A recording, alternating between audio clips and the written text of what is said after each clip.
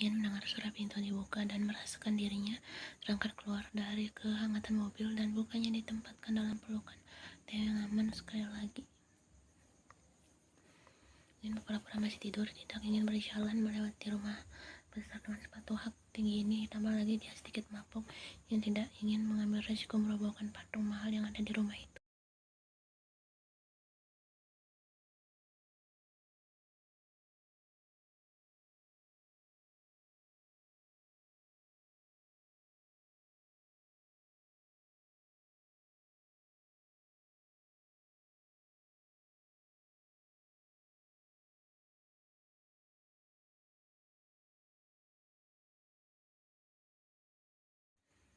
Setelah mendengar itu, Ian merasa dirinya dibaringkan di tempat tidur.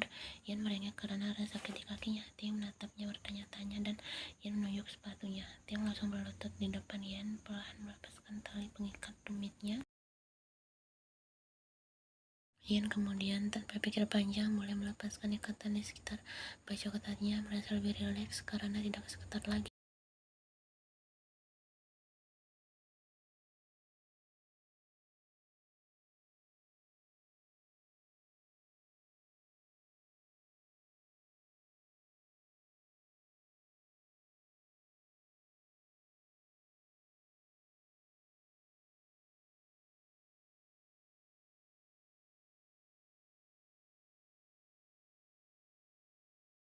Ian terbangun karena suara ponselnya yang berderi keras mengerang. Ian berguling dan mengecilkan volumenya. Dia memutuskan untuk mengabaikan siapapun orang itu untuk saat ini.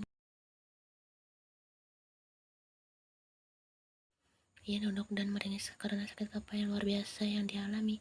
Ian menoleh ke meja samping tempat tidur dengan air dan catatan bertuliskan ambil ini untuk migrainnya. Ian tersenyum, tapi senyuman itu segera digantikan dengan kerutan di dahinya. Saat itu ingatan tadi malam terus menghantuinya.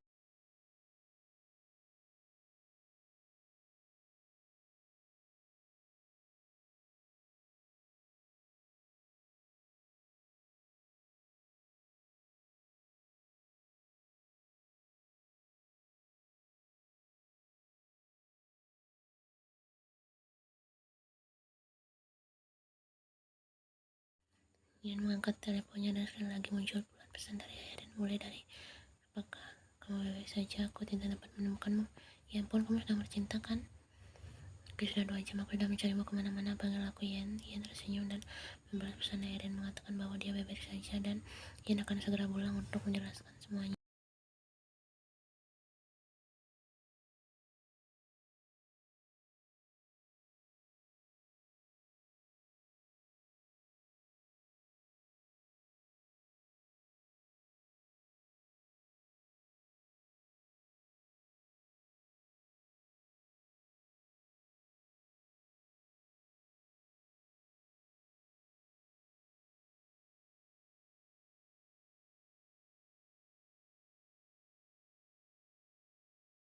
Ian mencoba yang terbaik untuk keluar dari pintu, tapi tertangkap oleh suara berat yang sepertinya terus-menerus membuat Ian merinding. Ian berbalik dan mengutuk di sana berdiri Taeyong dengan segala kemegahan. Memegang, ia tidak punya pilihan selain menatapnya dengan kagum.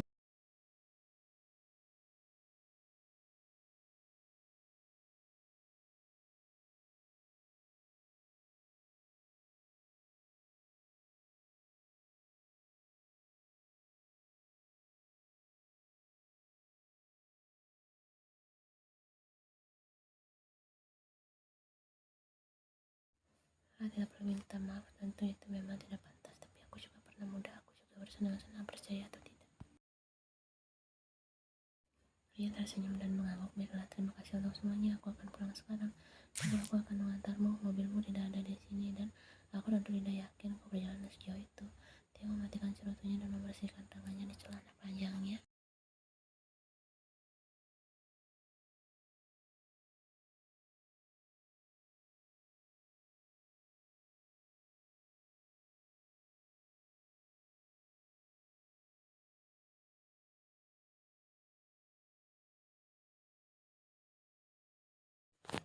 Tadinya ia akan menelpon taksi, namun tetap dia tersenyum mengucapkan terima kasih dan mengikuti langkah Theo keluar pintu. Mereka masuk ke mobil dan Ian memberitahu Taehyung alamat apartemennya. Perjalanan benar-benar sunyi dan memang agak jauh. Mereka pun sampai dalam waktu singkat. Ian lega dan mengucapkan terima kasih sekali lagi sebelum keluar.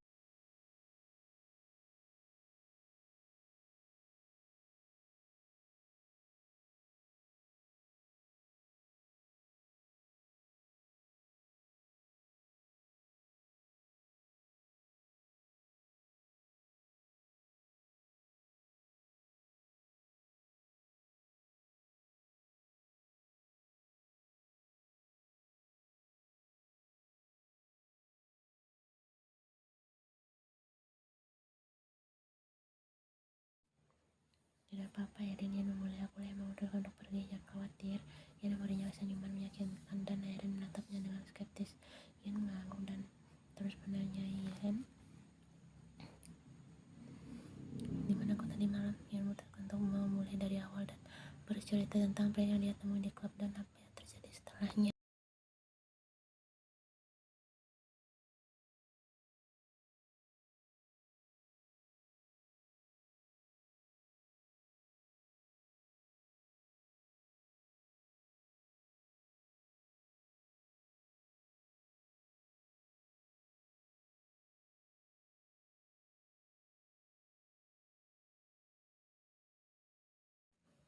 Selama kau baik saja sekarang, Ian meyakinkan sekali lagi dan berjanji mereka akan bicara lebih banyak setelah dia mandi dan tidur. Ian mencoba mengabaikan rasa penyesalannya saat dia berjalan dengan susah payah menaiki tangga, tetapi tahu saja dia bertemu Kim Tae-yong lagi. Ian akan menjadi lebih canggung daripada sebelumnya dan itu sudah cukup untuk membuatnya menjauh.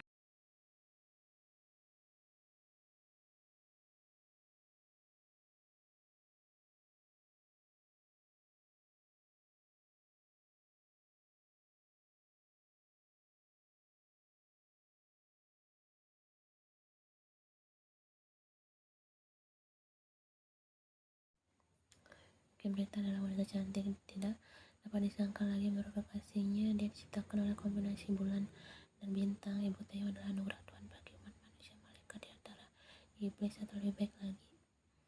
Ibu dan ayah Taehyung melambangkan cinta sejati. Saat tumbuh dewasa, Taehyung memandang mereka dan berharap suatu hari nanti dia akan memiliki cinta seperti yang mereka miliki.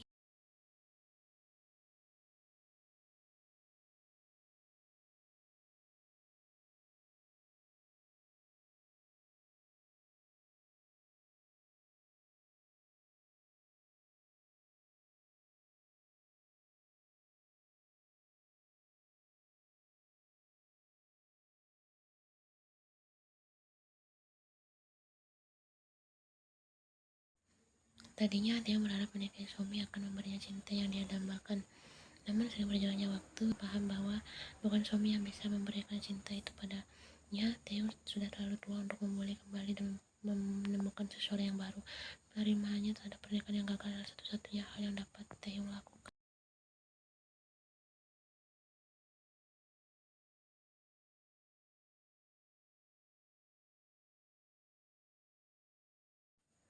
Setelah memastikan putrinya tertidur, Taehyung meletakkan malaikat kecil itu di tengah tempat tidur yang seisinya dan berjalan keluar kamar menutup pintu dengan hati-hati di saat dia keluar.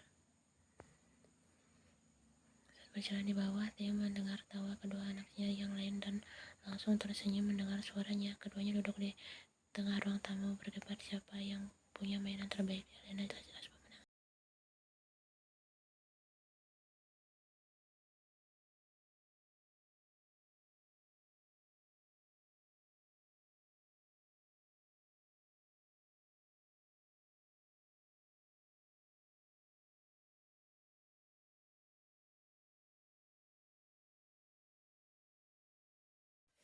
Suami datang duduk di dapur membolak-balikkan katalog fashion seperti biasanya dan sering menandai apa yang ingin dia beli menggunakan kartu kredit Taehyung yang punya banyak uang, dan suami menggunakan uangnya terlalu mengganggu Taehyung karena suami tidak memperhatikan anak-anaknya.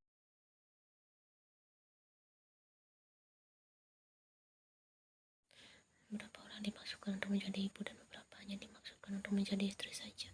Taehyung berharap bisa melihat perbedaannya lebih awal.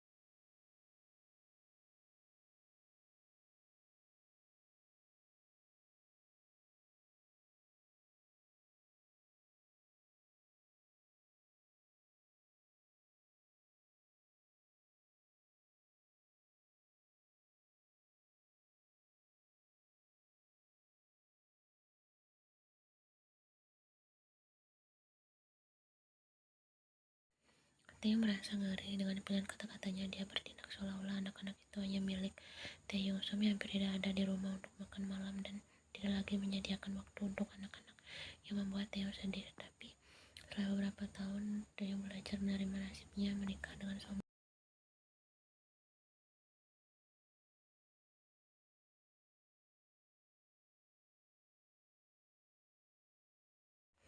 Anastasia adalah konselor pernikahan mereka. Mereka telah mengunjungi kantornya lebih sering dalam 3 bulan terakhir dibandingkan sebelumnya. Setelah hampir setiap pertengkaran sepele, suami memaksa pergi menemuinya, seolah-olah melampiaskan diri kepada orang asing yang tidak tertarik akan memperbaiki pernikahan mereka yang sulit.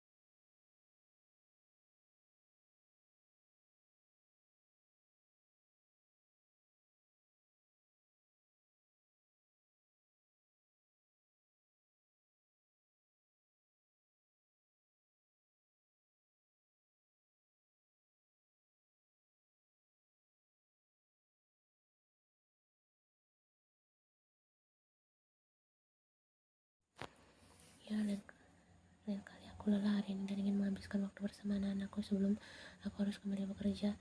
Tian tersenyum meminta maaf dan berencana keluar dapur sebelum dia mendengar suami berbicara sekali lagi. Kau selalu bekerja, suami bergumam cukup keras untuk Taeyong dengar. Ya, itu yang membayar semua tagihan belanjamu kan? Taeyong bertanya pada suami. Taeyong terkejut, suami bahkan mempermasalahkan sesuatu yang sangat tidak masuk akal.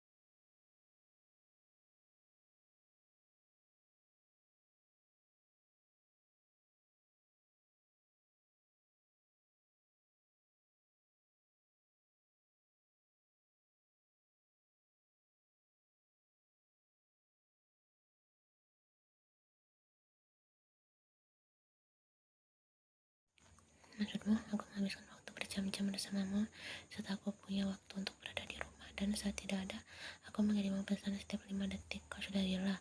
Dia tidak bermaksud untuk bicara kasar pada suami, tapi dia tidak bisa duduk diam ketika suami mengucapkan banyak omong kosong.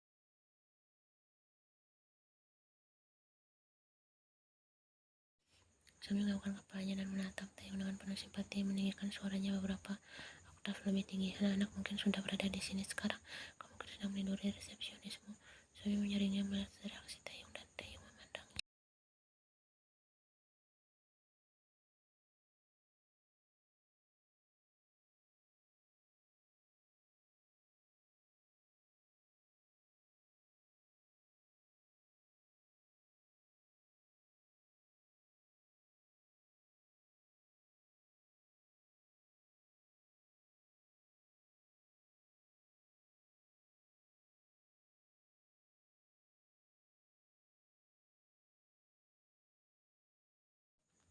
Dengan pandangan terakhir pada suami, Taeyong malah nafas dalam-dalam dan meninggalkan ruangan, tidak menginginkan apapun selain menghindarinya sepanjang hari.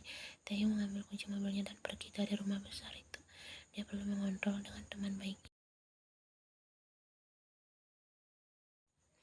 Kenapa menurunmu kau terlalu keras padanya? Teman Taeyong bertanya sambil menuangkan bir lagi ke dalam gelas yang setengah penuh.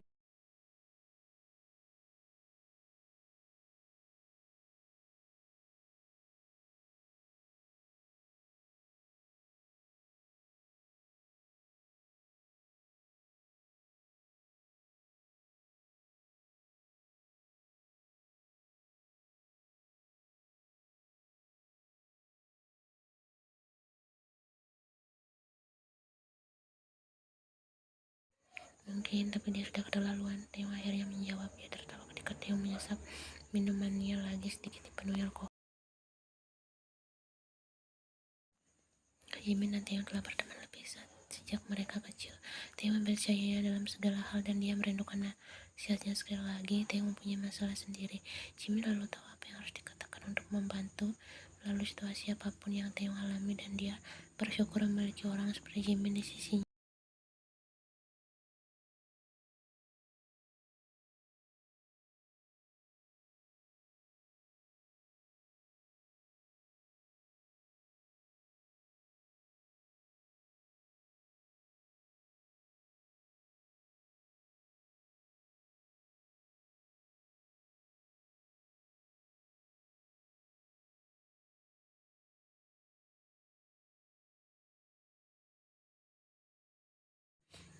sampai dilahirkan di dunia ini dengan sendok perak di mulutnya, dan sendok itu belum pernah dikeluarkan dari bawah giginya yang putih mutiara. Kalau begitu apa saranmu? Tanya Taeyo ingin mendengar pendapat Jim. Lakukan apa yang telah kau lakukan selama 10 tahun terakhir. Jim mengangkat bahu. Tahan dia sampai kau tidak mampu lagi melakukannya. Lakukan itu untuk anak-anakmu. Mereka berhak memiliki kedua orang tua lengkap dalam hidup mereka sampai mereka tumbuh dewasa.